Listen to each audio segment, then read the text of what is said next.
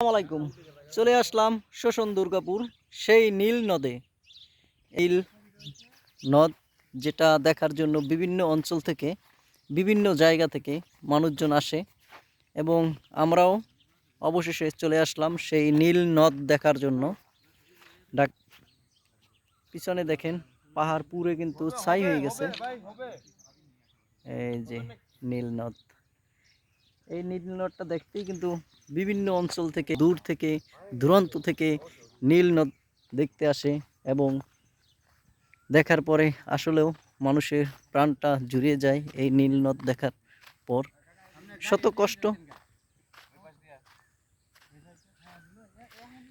শত কষ্ট শত কষ্টের হলেও আমরা নীল নদে আসছি। কাকা এটা এই জায়গাটার নাম কি? জায়গাটার নাম কি? জায়গার নাম সাদামাটি, সারোর বাগান বলে। সাদামাটি, আবার নীল নদ কয় কোনটারে? ও নীল নদ আর উপরে। ও কাকাই বলছে এটা সাদামাটি আর নীল নদ আরো উপরে। তা আমরা হাঁটতেছি।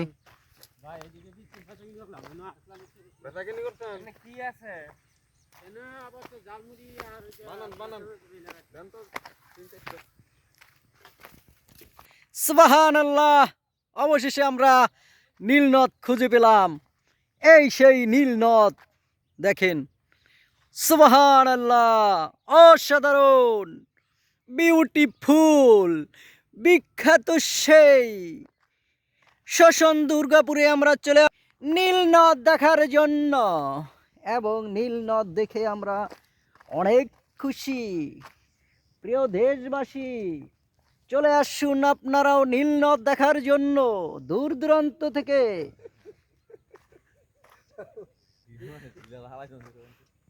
এ ভাই, এটাই গোসল করতে পারতাম না? অসাধারণ, অবশেষে স্বপ্নটা পূরণ হলো, নীল নদ দেখাটা সৌভাগ্য হলো, দেখতে পেলাম। যত কষ্টই হোক না কেন দেখে প্রাণটা জুড়িয়ে গেল। সারা রাত্র এখানে গাড়ি চালাইয়ে এখানে আসলাম, আসার পরে জীবনটা সার্থক যে নীল নদটা দেখতে পেলাম।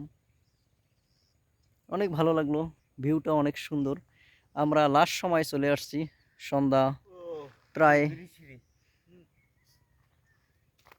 প্রায় ঘনাই আসছে।